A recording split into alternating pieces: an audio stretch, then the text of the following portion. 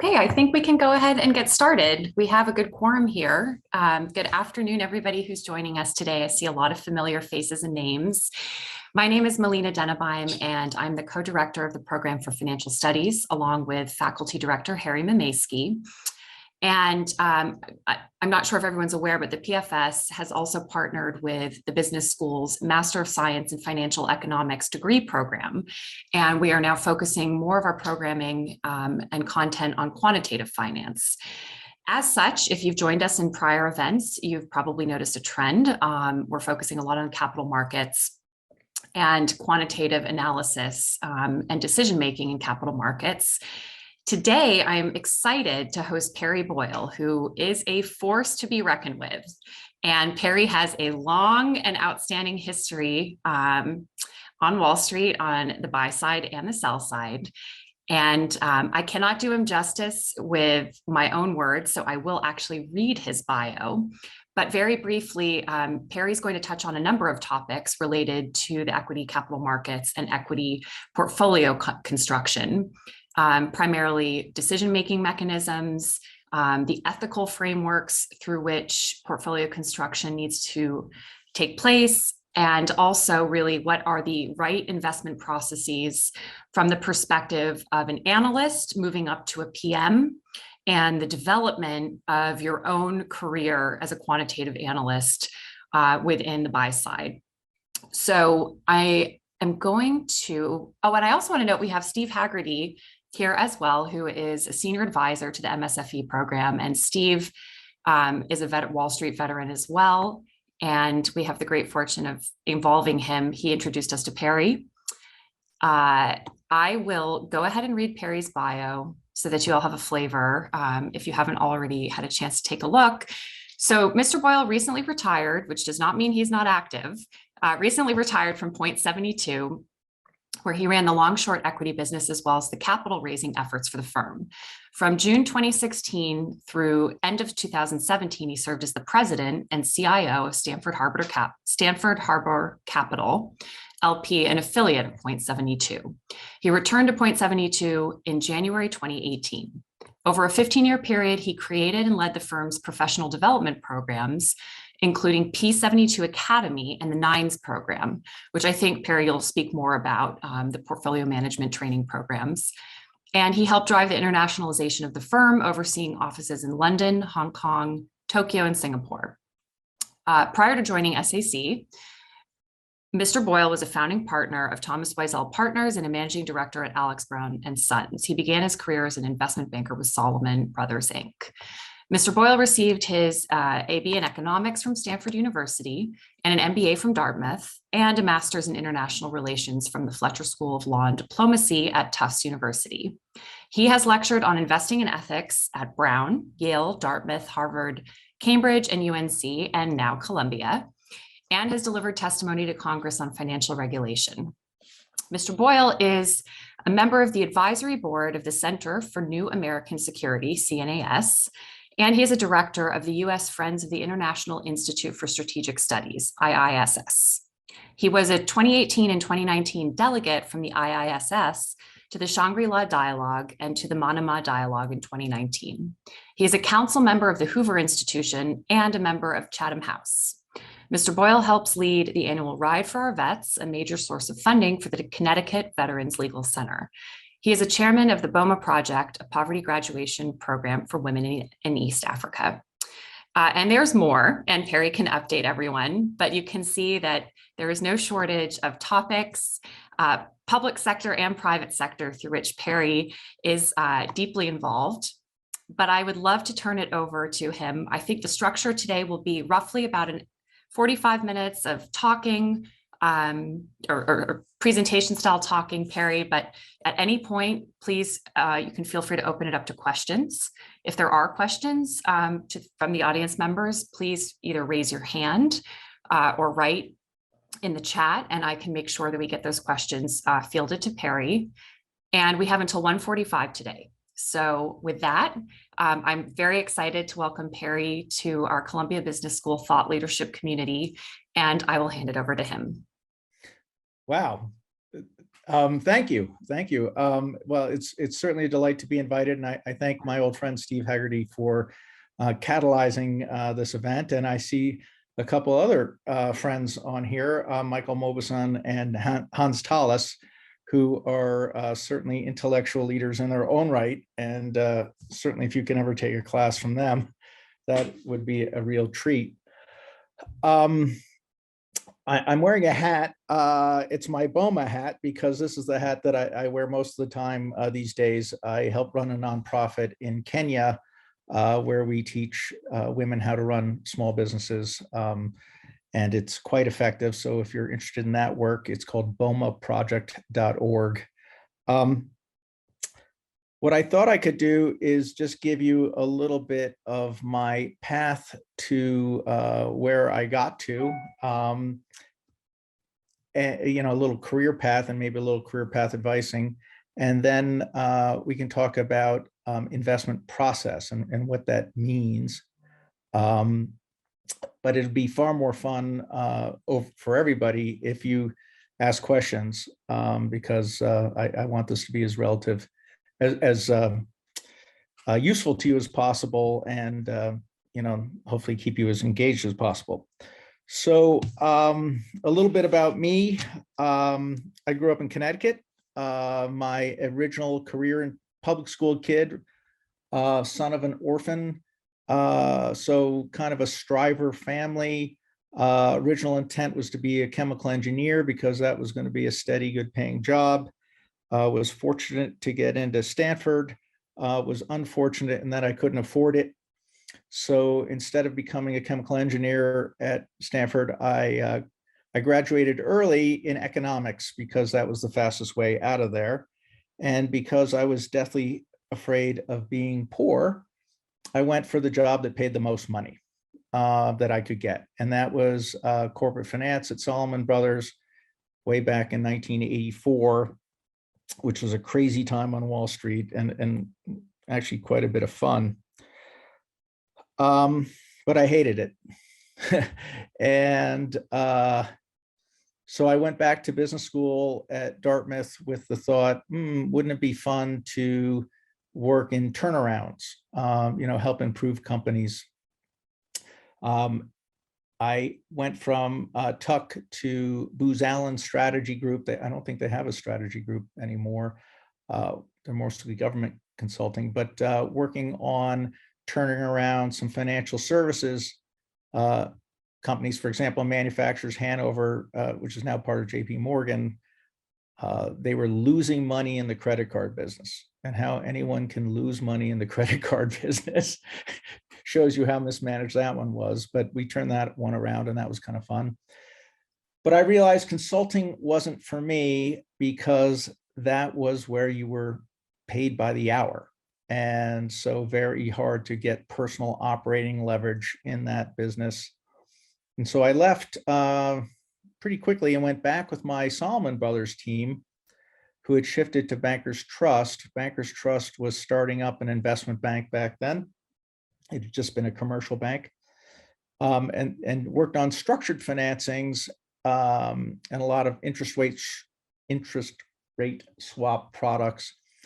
And I got lucky one day. I was on the desk on a Friday afternoon in the summer where everybody else was gone. The phone rang. It was the treasurer of Chrysler Corporation wanting to borrow $100 million with a kind of a unique coupon situation. And me as a little mere associate, not even an officer of the bank, committed to do that deal for the bank, which I'm not sure was quite legal, but that kind of put Bankers Trust on the map. It was just being in the right place at the right time. And did the first underwriting for the section 20 sub of a bank since Glass-Steagall. So, showing up in life is half the process, I guess. And then I got married, and my wife was in DC. She didn't want to be in New York at the time. She was going to law school, so I had to find a new job. I switched out of banking into equity research at Alex Brown, which was at the time the nation's oldest investment bank, and focused on transportation, particularly the freight industry.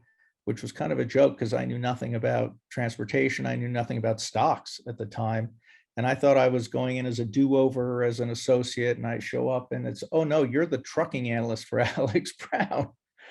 And I was a disaster. My first meeting in front of the sales force, I made a terrifically bad stock call. One of the salesmen stood up and told, shouted what a dumb call that was, and I fainted. But I literally went down, I crumpled, I had been dragged out of the room. But one of the salespeople, I guess, saw some promise in me and spent a long time mentoring me and teaching me how to do the business. And within a year, I kind of recovered and eventually was one of the top rated analysts at Alex Brown. So my point on that story is failure is part of life. It's not failing, it's in the recovering from the failure that you learn and progress. So through a combination of luck, hard work, and just really fortunate in the mentors I've had, life has worked out pretty well for me. Alex Brown got bought by Bankers Trust, and I didn't want to go back to work for those people. And then it got bought by Deutsche Bank, and I definitely didn't want to work for them at the time. So the opportunity came to start up a new investment bank with the founder of Montgomery, Tom Weisel. And I'm literally looking out my window at his house right now. He lives down the hill from me. We started up Thomas Weisel Partners in February of 1999. We were the fastest company to 500 million in revenues in history. And I think that record still stands. Tom did a brilliant job leading that. And then the internet bubble crashed and we went from 800 million in revenues to 250 million in revenues in a year. And that was a great learning experience of managing in a shrinking company and trying to preserve a company that was under great duress. I worked there for about 7 years and then got recruited into the buy side. SAC. Oh, I ran equity research at Thomas Weisel Partners. That was my role there. And then I got recruited into SAC, which at the time was a fairly prominent hedge fund, but was known for being very sharp-elbowed, very aggressive, but also very profitable. And I figured, well, I'll work there, 6 months to 12 months, and then figure out what to do next. It was 6 miles from my house, though, which was a prime recommendation for me, and it was a transition to the buy side and to be able to kind of put my ideas to work. 15 years later, I was still there, and we had a great run, or I had a great run there. While I was there, we took it from 4 billion up to 16 billion in assets under management. We globalized the firm. We diversified around the principal who when I joined was over 50% of the P&L. And when I left, he was 3% of the P&L. And then we implemented a lot of human capital programs to stop just cherry picking from our competition to really hiring young right out of college and training people and managing careers. And that has worked out very well for Steve. I think I took turnover of the investment professionals down from, I think it was 48% in 2004 when I joined. And it was about 13% when I left. So that was pretty good. And my last role there, as I was trying to escape and try something new in life, was to relaunch Point72 as a hedge fund. And I got the opportunity to raise about $3 billion to get that launched. And that's a great story, which I'd be happy to share at some point. But after a point, I decided that working just for money wasn't really necessary anymore and wasn't really motivating to me. And I was trying to find, what can I do to maybe leave the world a little better? And I found this BOMA project, bomaproject.org. And I urge you all in your careers, obviously, number one, take care of your families, but I think we all have some obligation to take care of the world as well. So always look for those opportunities and find something that fits your passion. So life is good for me. I'm talking to you from Ketchum, Idaho, the geographic center of the state of Idaho. I'm looking out at a ski mountain right now. And so I spent a lot of time outdoors after having been locked up in the glass boxes of Manhattan and the rest of the world for about 30 years. And it's nice to be outside. I wanted to talk to you a bit about investment process and what that means, and how you might be able to put that to work. My experience is primarily with fundamental long-short equity investing, but we can talk about how we've brought a lot of quant tools into that, almost quantamental.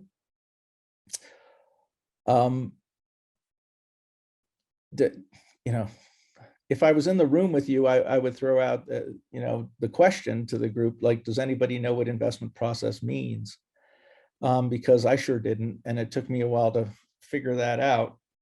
And really what that means is that you have figured out what decisions you need to make, and then have a process for making those decisions. And I'll come to what those decisions are. And the second question I would ask you is, what's your scarce resource? So if you've been hired at a hedge fund, you've probably got plenty of capital and access to information. So it's not the capital and the information inputs. Your scarce resource is time. And I have found, be it in a hedge fund context or any other context, the most successful people I know are getting the highest return on their time. They're jealous of their time. They allocate their time with purpose. And I would urge you to think about that too.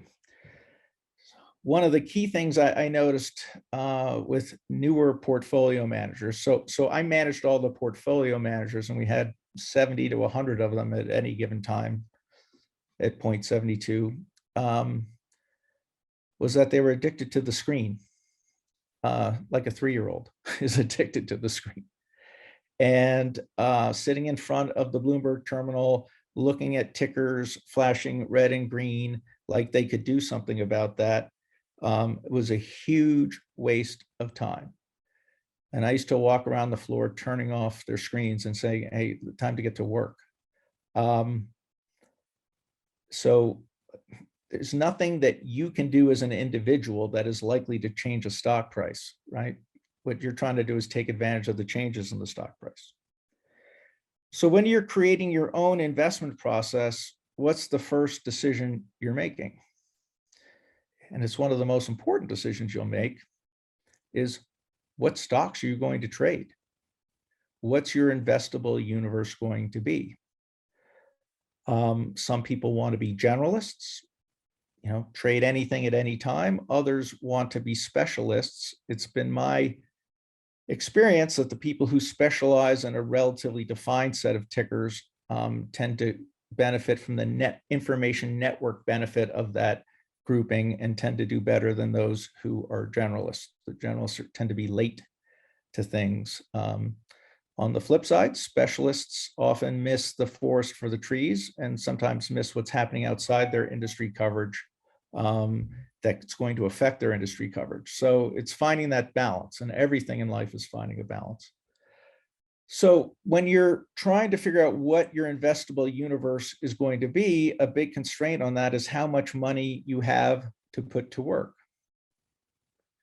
The more money you have to put to work, the more reduced, in some respect, your public stock investable universe is, because liquidity becomes a bigger concern, and your short-term trading can move the market away from you. So, but if you have a small amount of money, then you can trade pretty much anything, and you can dance in between the legs of the giants.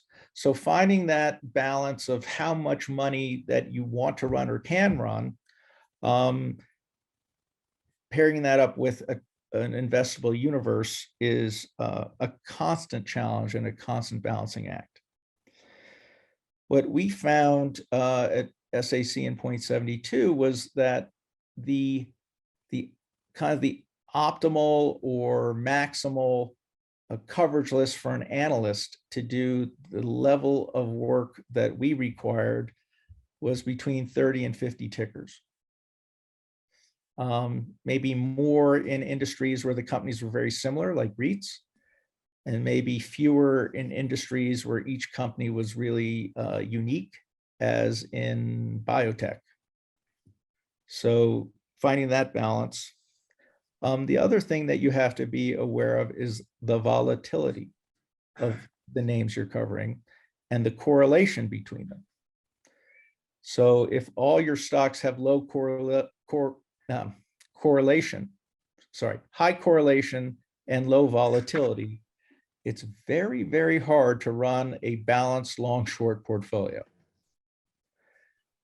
So volatility is a portfolio manager's friend if they can harness it right, and correlation is the enemy.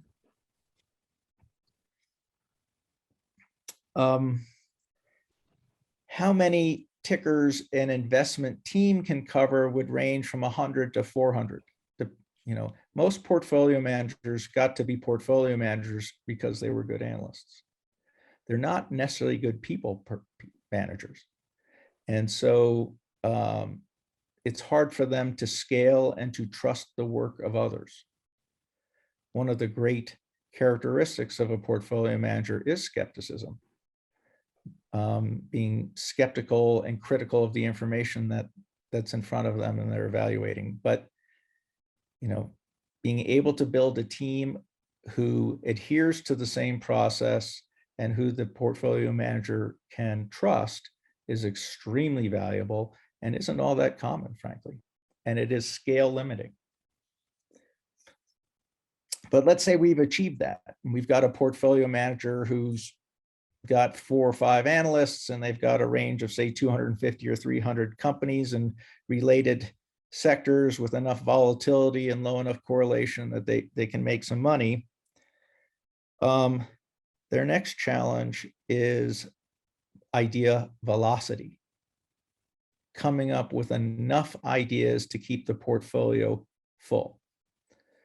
So let's say that you're in this situation and your expectation from your investors is that you're going to generate, I'm making up a number but let's say 10% return on gross exposure. Well, that's a very high target. And in long, short, tight net hedge fund investing, your win rate, your hit rate tends to only be 50 to 60%. So half the time you're wrong. So you're trying to do 10%, half the time you're wrong. That means anything you're working on has to annualize at 20% at least. But then sometimes you have blow-ups, right? So like you have to figure out what's this threshold of rate of return that makes sense for me to be able to work on a stock. What's the reasonable expectation? But just for sake of argument, for what we're talking about now, let's say it's 30%. That's what stocks compound at 30% for long periods of time? Maybe Tesla or something, right? Or Peloton until it doesn't, right? That means time frame is really critical. And weighted risk-adjusted expected return over a time frame is really, really a critical consideration.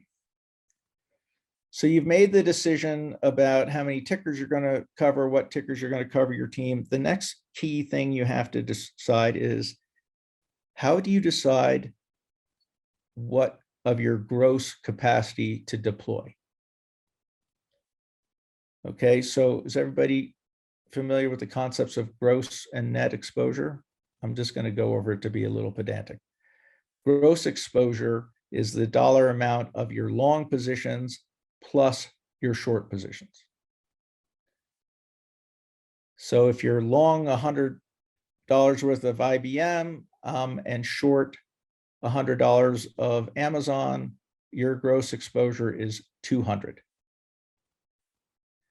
Your net exposure is your gross exposure minus your short exposure. So in that same example, $100 long IBM or Microsoft and short $100 of Amazon, your net is zero.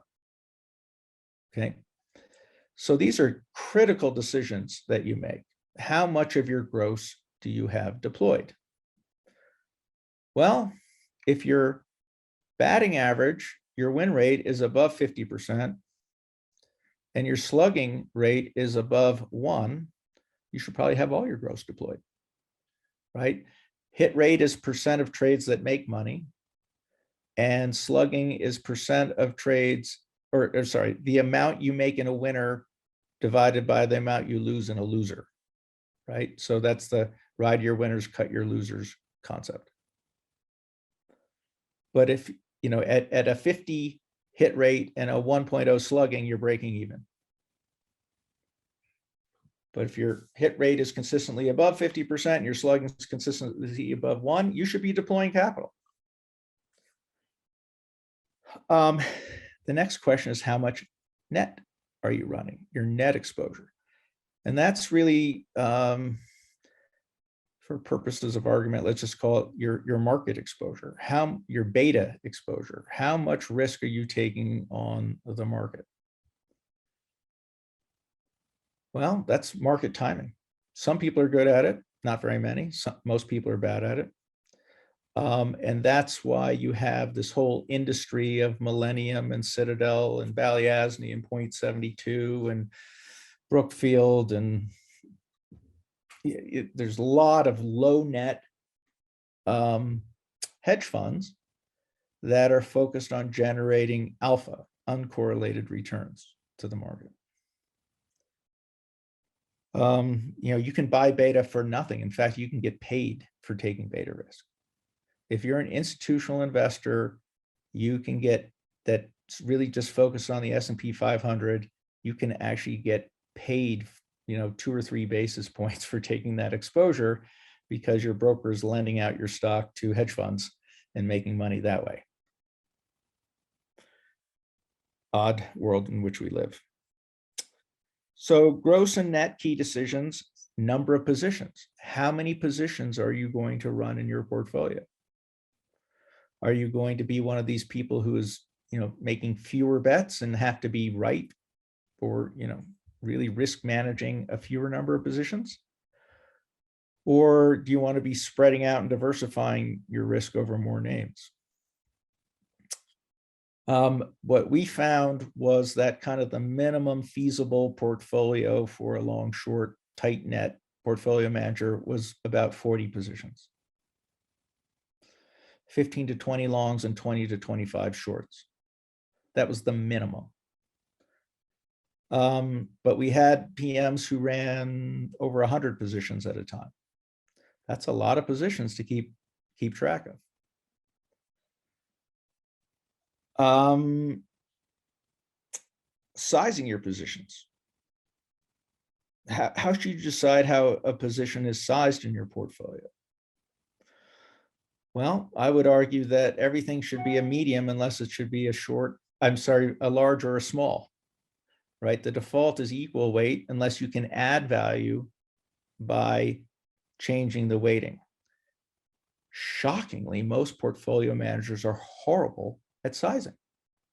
They're really good at stock picking, at figuring out which stocks to put into the portfolio. They're really bad at squeezing out as much alpha as possible from them through sizing. And indeed, most portfolio managers, if you ask them what their best idea is, it will not be their best performing idea over the next 3 to 6 months. It might not even be in their top 5. It's the one where they have the most conviction, the most comfort with the company, the most comfort with their model, the most trust in that analyst. It doesn't generally relate to the best expected risk-adjusted return, which is a big opportunity for improvement in investment performance. What's the threshold for putting a position into the portfolio? Like, what does your expected return have to be? That's a big decision to make. And the best portfolio managers are constantly thinking about high grading their portfolios. If I've got this coverage list of 250 names, of which I'm going to have 60 in the portfolio, I want to have the 60 best risk adjusted return names in the portfolio at all times. When do you sell a position? Tons of academic research on this, that people are good at the buy decision and are terrible at the sell decision. In fact, analysts in particular are very prone to round tripping good ideas. So you put the stock in the portfolio because it met certain criteria, you had a good investment rationale for it, and then it worked. And then you start, it's just human nature. You start looking for reasons to keep it in the portfolio instead of looking at it as if it wasn't in the portfolio and you're holding it to the same standard as a new idea. So round tripping is a classic problem, and it's hard for a portfolio manager, right? So you're a portfolio manager and you've worked with the analyst on an idea and you put it in as a 2 or 3% position and it's worked, and now it's a 6% position. Well, now it's a big position. Like, if I kick that out, I've got to find another 6% of my capital and ideas to put to work. It's just easier not to do anything.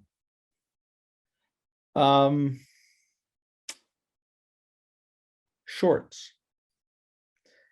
Shorting is very challenging because shorts can only go to zero while longs can go up forever.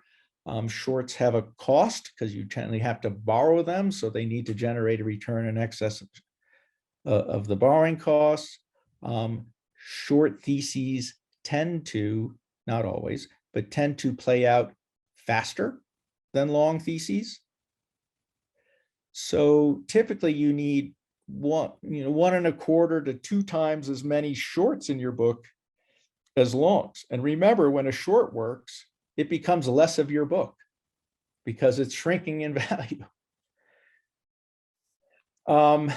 Some firms pay their analysts more for short ideas than long ideas because they're just harder to get. A lot of firms hedge with indices and ETFs rather than individual stocks. Doesn't work. It's not actually a great hedge for a variety of reasons. You can ask me about that later. Yeah, one of our portfolio managers said, hedging your book with ETFs is like going to work in sweatpants. Like, it's just lazy. It means you don't really respect your intellect.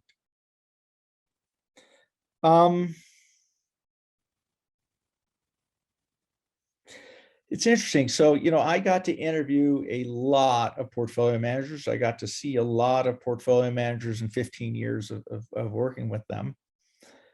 And one of the things I would always ask is for a new portfolio manager that we were thinking about hiring is, okay, well, if you came in, what would your book look like?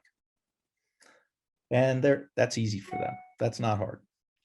Okay, but then you ask them the question, okay, which 3 of these long positions are coming out and which 3 long positions are you putting in? And you do that on both the long and the short side, and you realize, oh my God, they don't have an idea generation process. They don't have the velocity of ideas.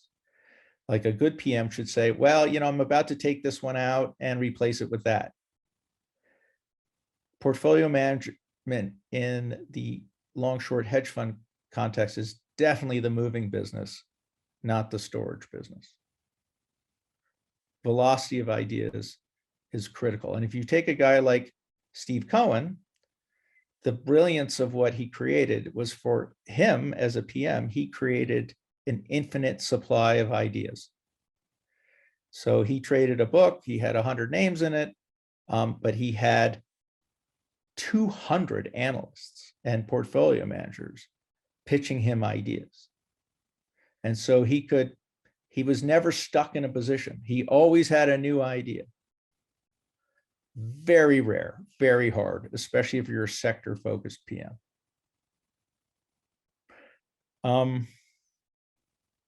So to recap a bit, investment process is having a reason for making every decision. An investment process is only making the decisions that matter and not wasting time on decisions that don't matter, like trading around 5% of a position. And an investment process is constantly evolving and changing. Your criteria for how you're assessing your ideas. Your sector is constantly changing. Companies are getting bought. Companies are coming public. Like, getting up to speed on them. And what we found worked best was doing all the work on all the names all the time so that you can take advantage of market dynamics to be in a name when it's most likely to render alpha and not have to be in the name when it's not, so that you can assess incremental information faster and more accurately than the next person. Perry, we have two questions. Yeah. Okay. First, we have a live question. So, Michael, if you want to unmute yourself, you can feel free to go ahead. And then we have a question in the chat as well. Uh-oh, here's where Michael's going to embarrass me. Sorry, Perry. Hey, this is awesome. I really appreciate this. I guess I have two sub questions, and the first one is, and I love the way you break down process and sort of these decision points. In your a quick side note is I was talking to an NFL executive, and they were talking about ranking their different, how they found players and drafted players. And he said they would break it down into 4 to 6 sets of skills that you needed to be a successful NFL player.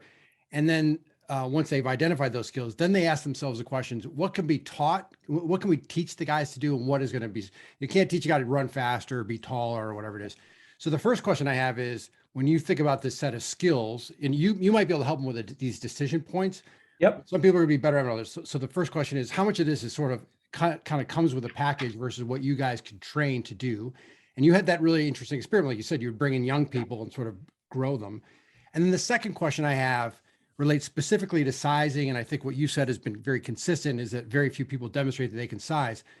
But at least in some realms, it's purely a mathematical thing, right? If you sort of know what your objectives are and your constraints, and you have good inputs, it should be a mathematical thing. And you mentioned sort of this quantamental thing. Why aren't we isn't there a way to be systematic about your sizing?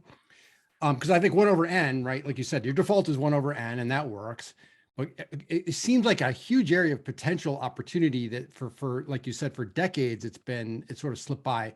So those are 2 questions, sort of nature versus nurture. And then can we be systematic with sizing? Yep. The nature versus nurture one is fascinating. And for those of you who haven't read Michael's work on skill versus luck, it's extremely important work. So you can't teach a person to be smart. Although sometimes being too smart is a handicap.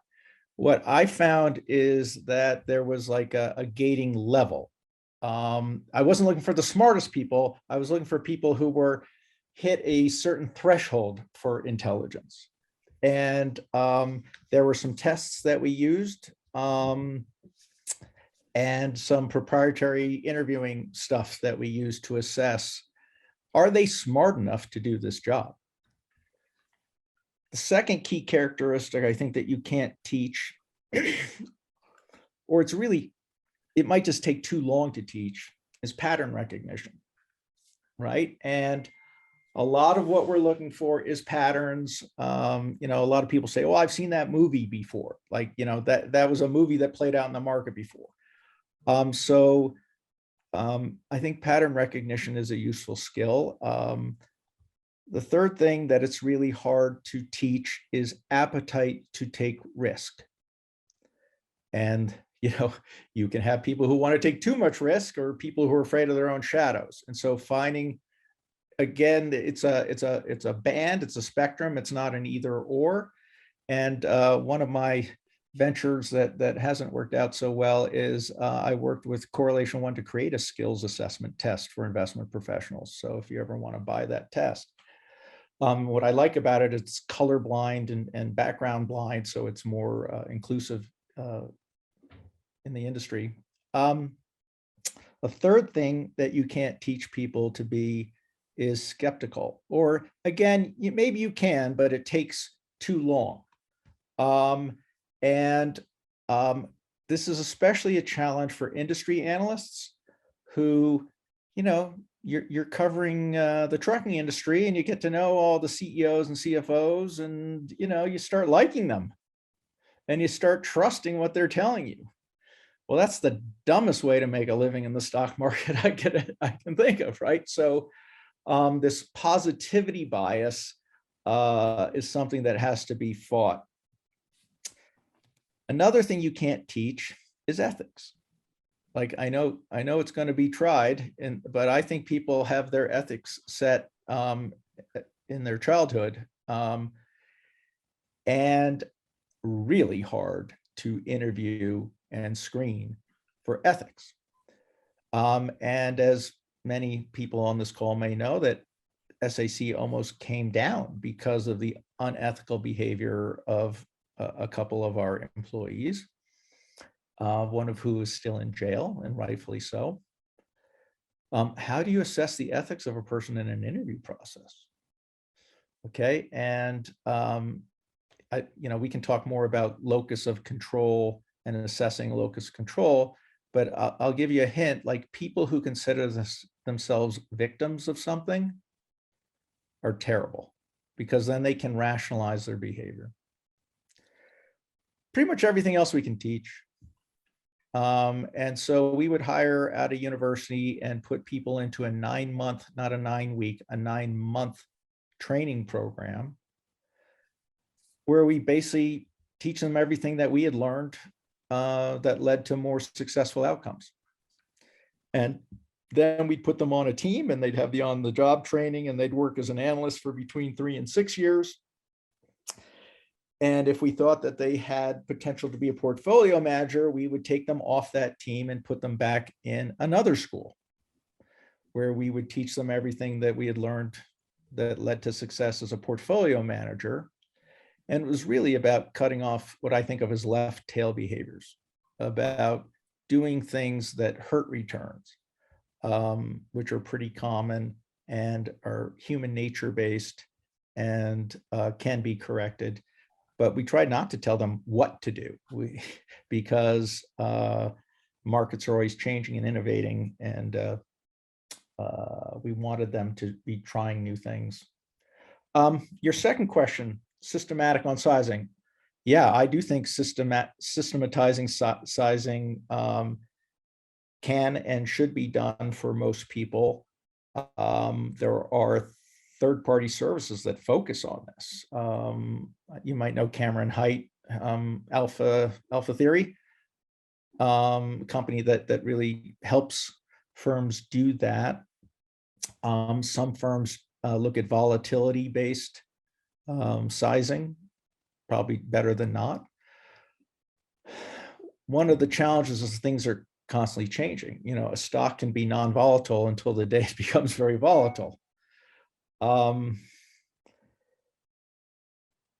again, the point I was trying to make is that in the absence of a reason to size other than equal weight isn't terrible. And what you'll see as a human tendency is a lot of people keep a lot of tiny positions in their book, like 50 basis point positions, and they call those starter positions. And those collectively are a drain on returns because they haven't done the work on them. So what we used to teach is, well, starter positions, create a screen on your Bloomberg for those tickers. Don't put them in your book, and don't leg into your positions.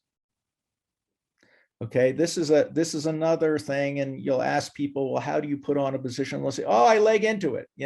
I get a good idea, and I put on a 50 basis point position, and then I do some more work on it, and then I might take it up to a 1.5, and then we'll do even more work on it, and now it's a 4% position. You leave a lot of money on the table legging into positions. You're better off not putting it into the book until you've done the work and then putting it on in a meaningful size. Because you don't, as it grows, you don't want to make money on a small position and then give it back when the position's big. That's just math. So I think I answered your 2 questions, Michael. Let somebody else ask a question. And, I'm always happy to work with you on whatever. So reach out. So Perry, we have a few questions in the chat. The first one is valuation differential of growth versus value stocks is at an all-time high, recalling the .com situation. What has driven this differential? And are we due for a reversal? Yes. Yes and yes. So first of all, in a long-short context, valuation adds no value. Okay, and I can go in, it's change that adds value. It's what's going to change the valuation. It's not the absolute level of valuation. That is a criteria for how we were selecting stocks. Everybody has a calculator. Everybody can calculate valuation. There's no competitive advantage in a valuation calculation. There's a great story about Steve taking a HP 12C and throwing it against the wall. I believe that there are investment cycles and investment regimes. I think if you want to understand how the economy works, I would go to Ray Dalio's video on this, on transactional economies. I got far more out of that than I ever did out of the 4 macroeconomics classes I took. And that there are great cycles. When interest rates are, just look at the dividend discount model, right? Or CAPM, or anything that's discounting the future.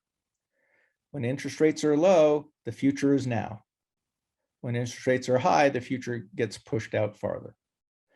So the market, or most investors' willingness to believe a story is higher in low interest rate environments. And, we've basically been in ZIRP since the global recession in 2008. That regime is now changing, and inflation is back and rates are going up. So the rotation will be from growth to value. Personally, I'm looking for ways to buy value for as long as possible, as cheaply as possible.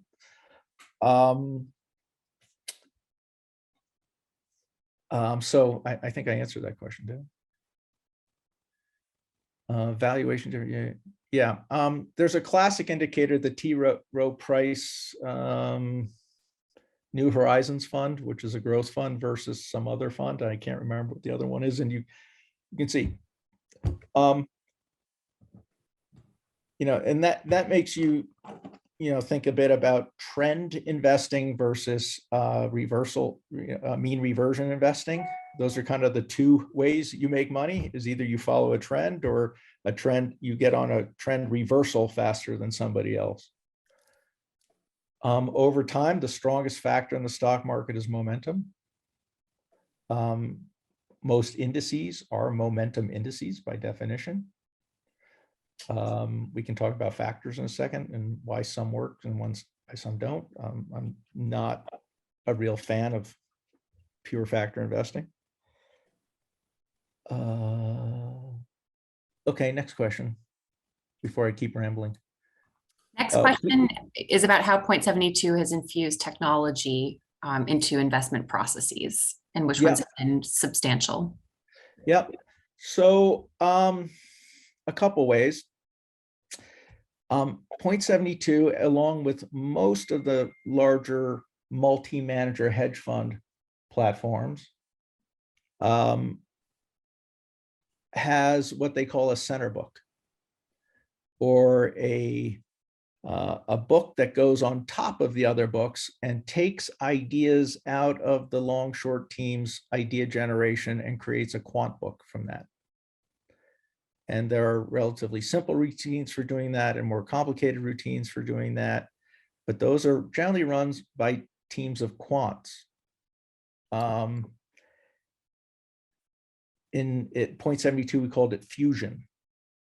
And what's nice about those books is you don't pay your analysts for them. And so it's a higher rate of return to the core business, and as a way for you to invest in infrastructure that everybody in the business benefits from.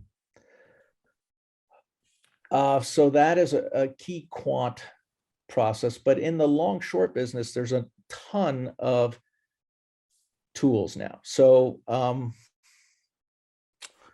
oh, sorry, I gotta find this name. It's going to kill me if I don't. My old friend Kesser Hassan has a company called Maiden Century. So Kesser was a fundamental analyst, I think at one of the insurance companies, long only, and he figured out that if he looked at the Google search data on Netflix, it had a 94% correlation with subscriber growth. And he was early on that, one of the first people to figure that out. Now everybody knows that, but like one of the first people, and that worked until Netflix went to streaming versus DVDs, and then the business model changed, and so the correlations broke. Looking for those correlations between what's going on in the economy and what's going on with the revenues of companies has become a major trend in fundamental long-short investing. Okay. It used to be you could get this monthly data of exports from the government of Finland, which had a huge correlation to Nokia because Nokia was the Finnish export economy, right? So looking for things like that can correlate to at least the revenues of companies, not necessarily to their earnings, but to the revenues of companies, has been a big trend over the past decade that has added a lot of value to investment process. But it's kind of an arms race, right? Because once somebody figures it out, the next person figures it out, and these things fade, and you keep having to find the new thing. Stochastic quant stuff has not been really taken up that much in the long short business. Mere price signals, price and volume signals are very crowded spaces. And the trend in quant firms is to hire fundamental analysts to get new signals, new alphas. So for example, I believe they're building a fundamental research group at 2 Sigma. Which is one of the most successful quant funds ever. A little bit going back to Michael's point, you would think that artificial intelligence and machine learning would be adding more value in the investment process. As of 2 years ago, I'm a little stale on this. It hasn't been. I got recruited to go to an AI fund, and its returns weren't very good. So, we used to think that, we could AI, Ray Dalio's brain or Steve Cohen's brain, and that would generate investment returns. It just hasn't happened yet. I don't doubt that it will happen in the future, but it hasn't happened yet. It seems to be more, the market is balancing, it's like the weather, right? It's balancing so many factors that predicting the market is very challenging, very, very challenging.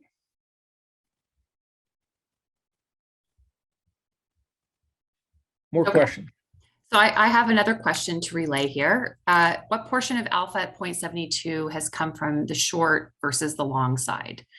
Do you think the teams there spend adequate amount of time looking at shorts if they have 3 times the short positions versus long positions? Do they spend proportionate amount of time looking at shorts, I guess, to the position? Yeah. So to answer the first part of that question, or the last part of the question first, definitely not. They don't spend enough time on shorts. It's constantly a challenge to whip your team into working on shorts enough. Portfolio managers are often upset with their analyst teams because they don't give them enough short ideas. A lot of compensation of analysts are driven by that. Smarter places have figured out how to incent analysts to work the short side of their opportunity set. You don't need 3 times as many. Well, maybe you do need 3 times as many over the course of the year. Yeah, that's a good point. Remember, they don't have to be brand new ideas all the time. Like, you can be in and out of Amazon, multiple times during a year on both sides, long and short, right? So it's doing the work on the name to be on the right side of it during the right periods of time. Yeah, it is the challenge. And, there are short services that, will sell you short ideas that people subscribe to. Jim Chanos, maybe one of the most famous short side portfolio managers. Like, institutional investors will invest a part of their portfolios to diversify their long only books in short only managers. Constant challenge. Never been sized. And, it's just human nature to go after the whales. Like, wouldn't you want to be invested in Cisco at the IPO, right? Or Amazon at the IPO? Find the huge whale. And that there are hedge funds that are very good at that, but that is not there's just not enough of them to keep a quant fund or a diversified long short equity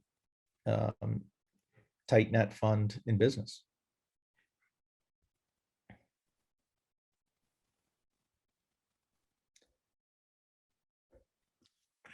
So I think we have one more in the chat, just talking more about the quantimental concept and what factors.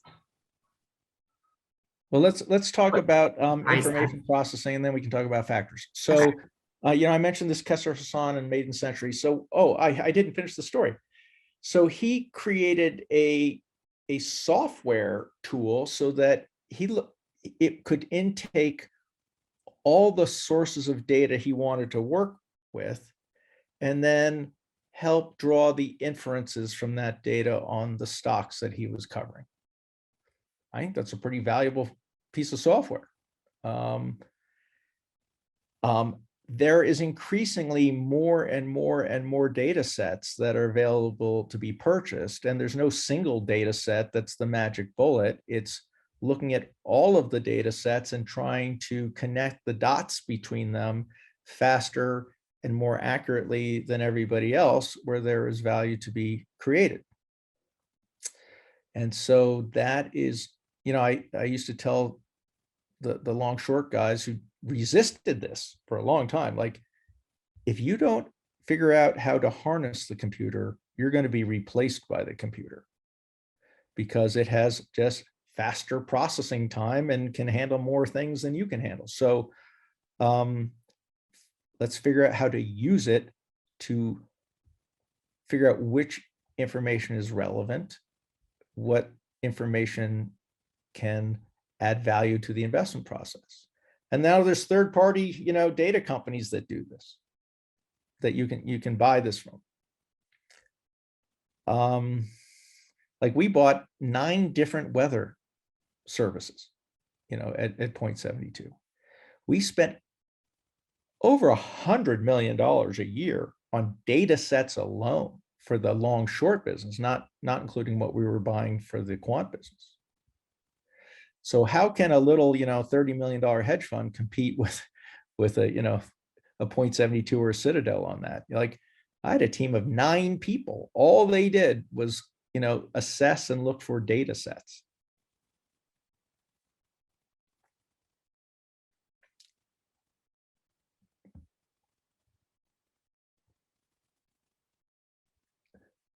To me, that's the kind of the future of this industry. And I think that it creates a bigger trap of the middle. Like, I think you either have to do this at scale, or you have to do it at a small level where you can literally dance through the legs of the elephants. But I think like the days of $1 billion hedge fund are kind of numbered. I think the trap, you're not at scale to compete with the bigger guys, and you're probably moving around too much money to be nimble.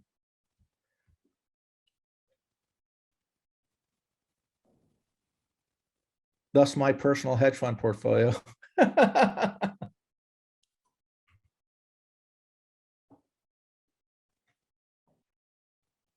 Oh, factors. Let's talk about factor investing for a while. In the long short business, nobody really thought about factors. I think it was, Steve, correct me, or Michael might have a remembrance of it. Was it February of 2006? I think maybe it was the first big factor reversal, where the market got whacked in like 4 days. Every hedge fund had a disastrous thing. And then we all learned it was a momentum factor reversal. And so then we all started looking at factors. And there are an infinite number of factors. And you can break down every stock into which factors it contributes to or benefits from. And there are quant systems that do just this, just focus on the factors. You know, a factor like size does change, but at a fairly slow and usually non-geometric rate. But there are other factors like momentum that can go exponential.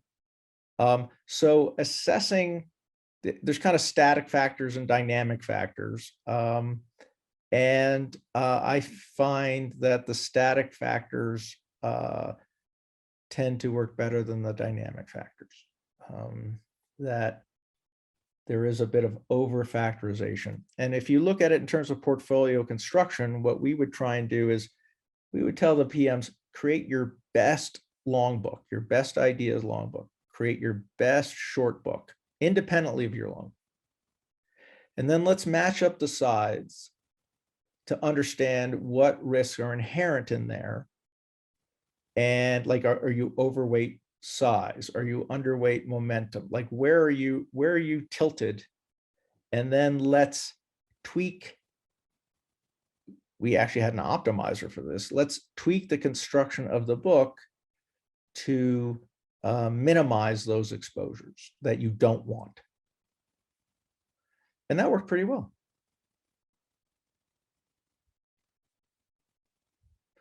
But you know, most people buy their factor analysis from Barra or a service like Barra. And we had 2 people who all they did was look at those models and found all the mistakes in them. Like, there's a lot of mistakes in those models, just a lot of bad coding, a lot of bad math.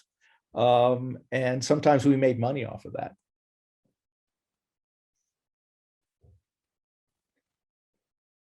It's kind of like a hacker, you know, figuring out the vulnerability, the security vulnerability.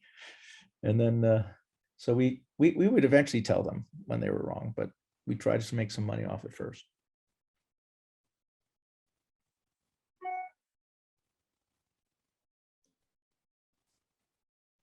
Can I talk about ethics in the investment process for a second? That would be great.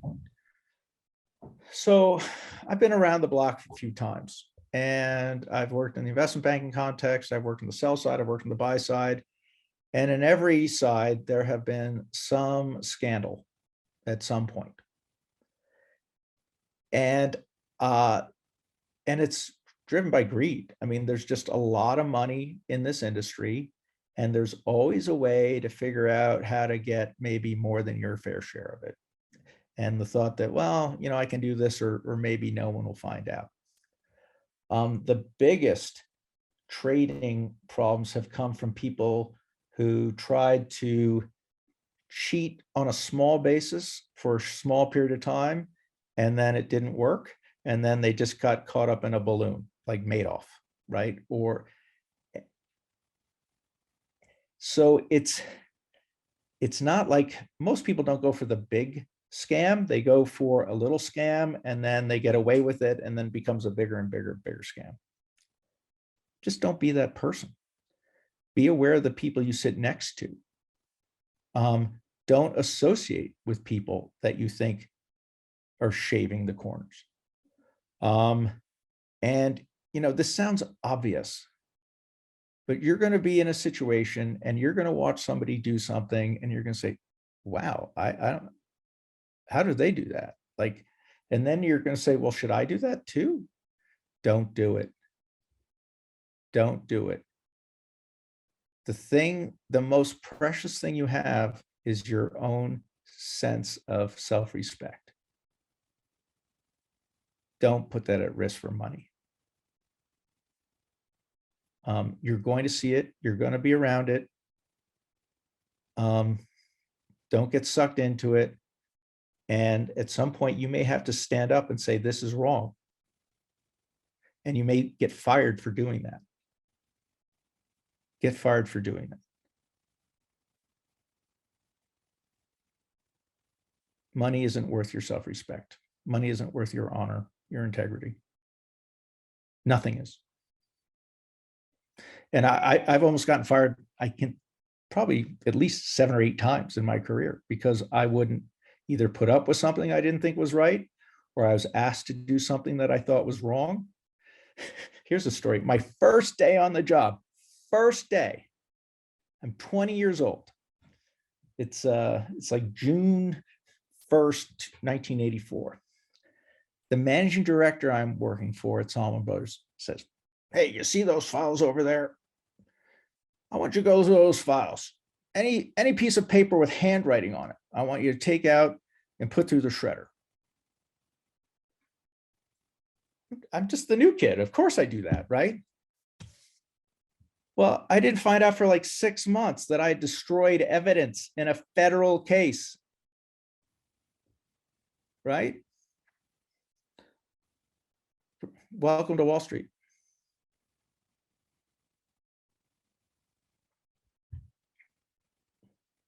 I was a patsy. Don't be a patsy.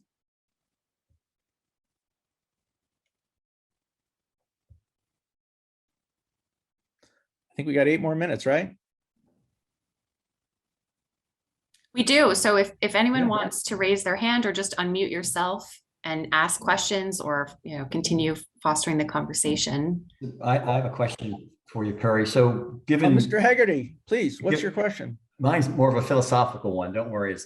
I'm not smart enough to ask any technical ones. So given the breadth of your career and the wisdom you've accumulated, is there anything that looking back on it now you would do meaningfully different than what you have done? Yeah, I probably would have left Point 72 in 2007 and start up my own long short fund. Then I'd be talking to you from my yacht. I was afraid. I was afraid, and I was a portfolio manager a couple times. I did a good job in one context. I did a terrible job in another context. I can't stand losing money. Like, it screws my head. And there are times as a portfolio manager you're going to draw. And if that draw incapacitates you, you're not very useful as a portfolio manager.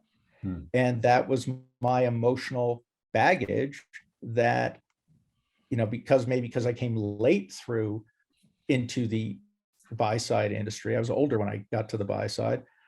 I couldn't unlearn that emotion, and it made me relatively, but because I had had that experience, I think it made me a better coach of PMs because I could sit in my seat, in their seat, I could understand the pressures they were under and help them, if they're capable, adapt.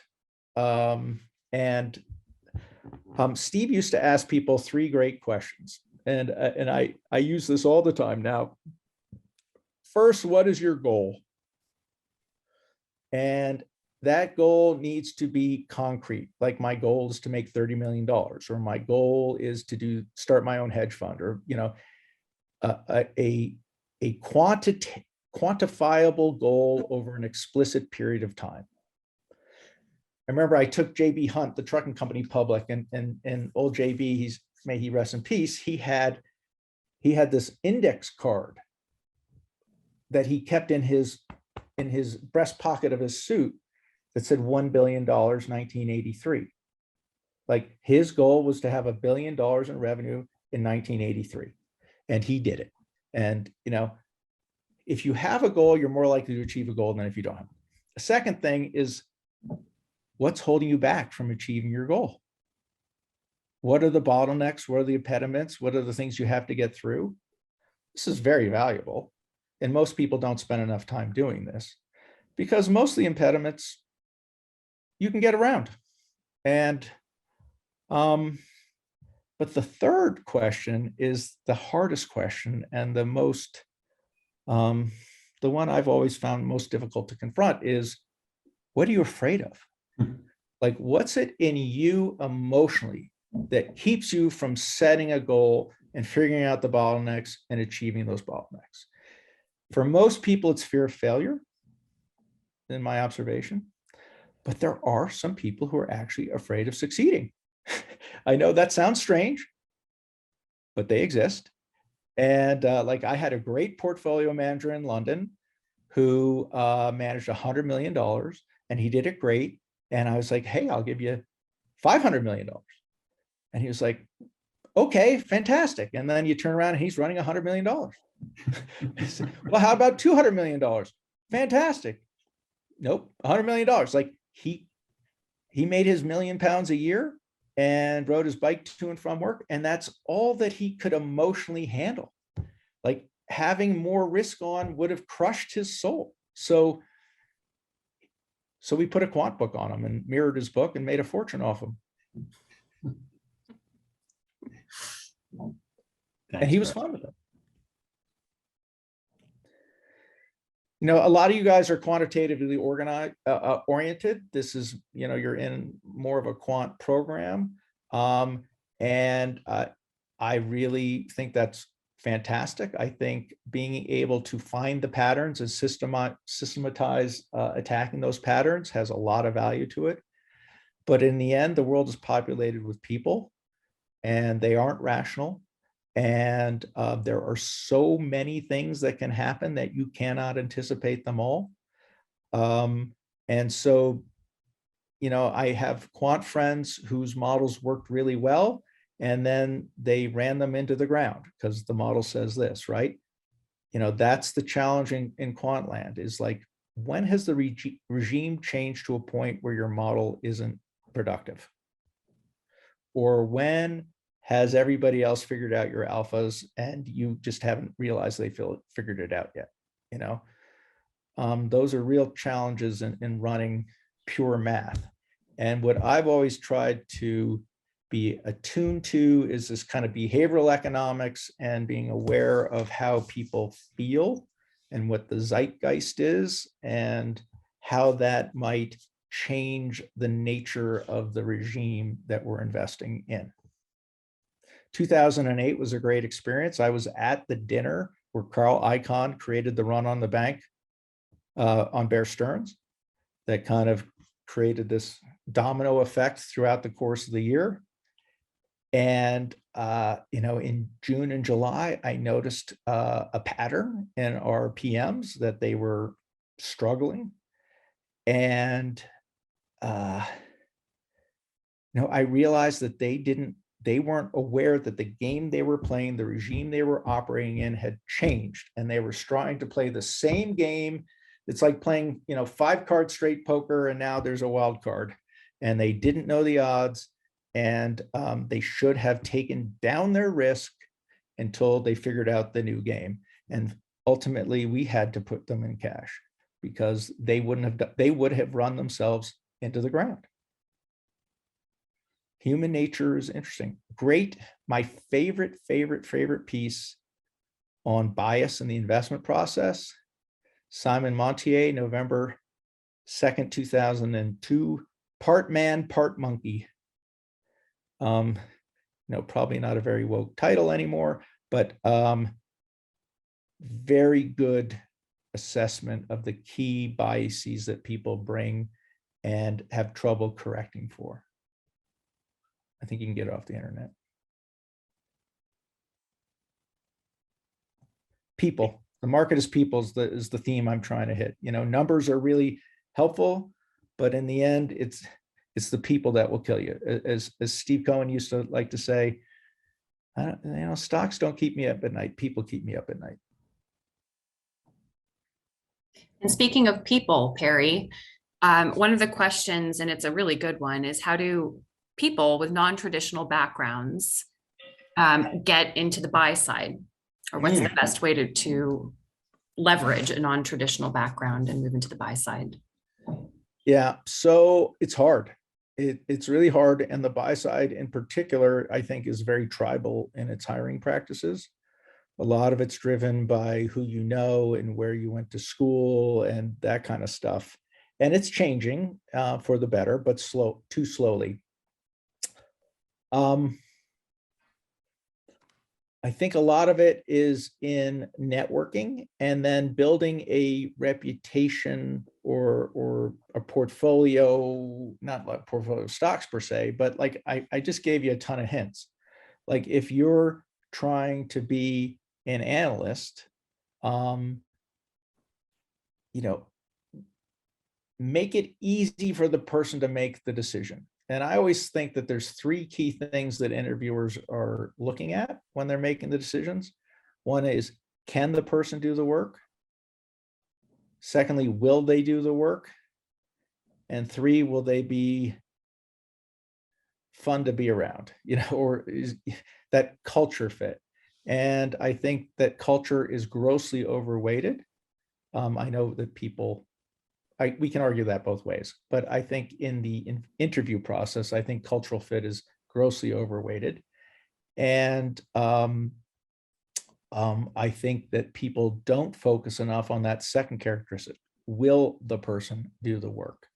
And those go around those qualities that I talked about before. I mean, the most valuable characteristics that a person can express in a team, or in a professional context, have no skill involved to them. It's perseverance and indispensability. And so when in the interview process, if you can make it compelling, like how you triumph over adversity, how you stick with it, how you don't take no for an answer, and you can point to some concrete examples, well, then you've beaten out half the people already.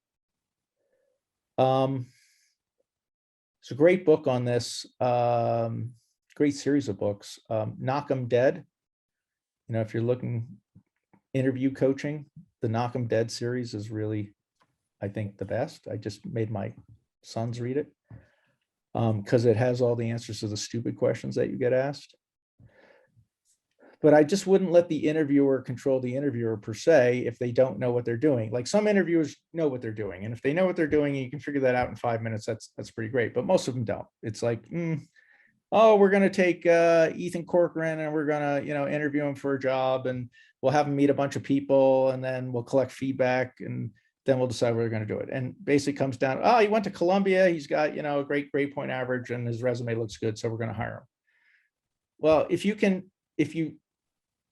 transcend that by having concrete examples, like I am smart enough to do this, great GPA, academic background, whatever, I will do this, the triumph over the grit thing, if you will, the consistent application of effort to a difficult task, as Amanda Duckworth would say.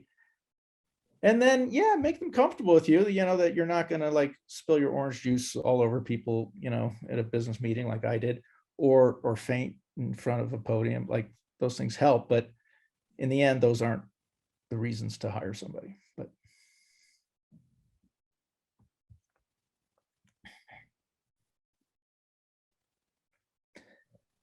you've got a great network. You guys go to Columbia. I mean, use the network. Oh, the concept of protege and mentee, we didn't talk about that. I can talk about that, but like you're many of you are probably still at the mentee stage. Like, you need to find a rabbi and hook onto them and make them look good at their job so that they will lift you up as they go up the food chain. And yes, everyone's looking for mentorship, but mentorship is a two-way street. You know, you need to be useful to the person who is mentoring you and look for ways to be useful to that person, and then try and learn as much as you can from them. And that's a very symbiotic relationship, that apprenticeship mentality. And then you owe it to the next generation to mentor them. And, you know, people who are, you know, a lot of people are afraid to mentor other people because they're worried, oh, I'm going to teach them everything and then they're going to take my job. It's a pretty insecure way to go through life. And I have to tell you, the more I have found that the more I have given to people, the better my career has been. The more satisfying it's been, the more responsibility I've been able to take. You know, don't be afraid of other people. Look at ways to work with them and help each other. Like, mankind's superpower is collaboration, right? That's our superpower. So we should be maximizing that.